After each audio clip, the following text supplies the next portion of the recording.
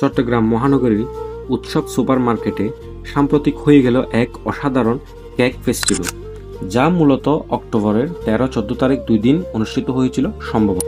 আজ আপনাদের সেই মিষ্টি ও শৈল্প ভ্রমণের অভিজ্ঞতার জানাতে এই ক্ষুদ্র প্রবেশ করতে এক ভিন্ন জগতে চলে গেল। চারিদিকে শুধু কেক আর নানান রং, আকার আর স্বাদের এই সমাহার দেখে মনটা ভরে গেল। পরিবেশটা ছিল উৎসব মুখর, আর বাতাসে ছিল সদ্য তৈরি হওয়া কেকের মিষ্টি সুগন্ধ, যেন জাদুকরী মিষ্টির রাজ্যে চলে।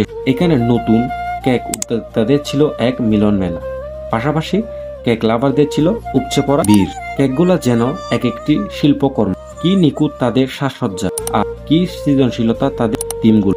এখানে ছিল চিরাচরিত ক্লাসিক ভ্যানিলা থেকে শুরু করে এক্সট্রাস্টিক ফ্রুট ফ্লেভার, ছিল দেশি বিদেশি বিভিন্ন রকমের রেসিপির মিশ্রণ। এখানে তৈরি হয়েছিল নতুন নতুন ইনভেনশন, নতুন নতুন ধরনের কেক। বিশেষ করে 3D কেকগুলো কারিগরিতে দক্ষতা দেখে মুগ্ধ করে মনে হচ্ছিল শিল্পীরা তাদের সমস্ত ভালোবাসা আর মনোযোগ দিয়ে এই সৃষ্টিগুলো তৈরি করেছে। বেকারির জগৎটা কত যে বিশাল আর বৈচিত্র্যময় তা এখানে না এলে বোঝা যেত। সাম্প্রতিক বাংলাদেশে এত এত হোমমেড কেক তৈরি হয়েছে, মানুষ রীতিমতো ট্রল করা শুরু করে দিয়েছে। দেখলে বলে কেক ব্যবসায়ী, ভাই থামেন, খবর নিয়ে দেখেন 20 থেকে 25 হাজার টাকা দিয়ে কোর্স শিখে আবার ইনস্ট্রুমেন্ট নেয় শুধুমাত্র নিজের শখের বসে। এই হোমমেড কেক বানায় কেউ তাদের সংসার চালায় না।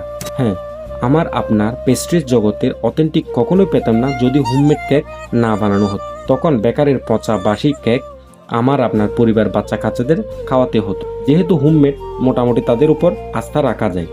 যাই হোক, আমি তেমন কেক লাভার না, তাই এত সুন্দর ফেস্টিভ্যালে এসেও আমার কেক টেস্ট করা হয়নি। এখানে যদিও বা 90% মেয়ে উদ্যোক্তা ছিল, দেখে ভালো লাগলো কিছু সংখ্যক ছেলে উদ্যোক্তাও ছিল। সব মিলিয়ে কেক ফেস্টিভ্যাল ছিল এক দারুণ মিষ্টি স্মৃতি। আমার মনে হয় কেক লাভার বা যারা মিষ্টি খেতে ভালোবাসেন, এমন ফেস্টিভ্যাল মিস না করাই ভালো। সকল উদ্যোক্তা ভাই আপুদের জন্য শুভকামনা। দেখা হবে নতুন কোনো মজার অ্যাডভেঞ্চার নিয়ে। সবাই ভালো থাকুন আর জীবনটা মিষ্টি করে উপভোগ করুন। সালামু আলাইকুম।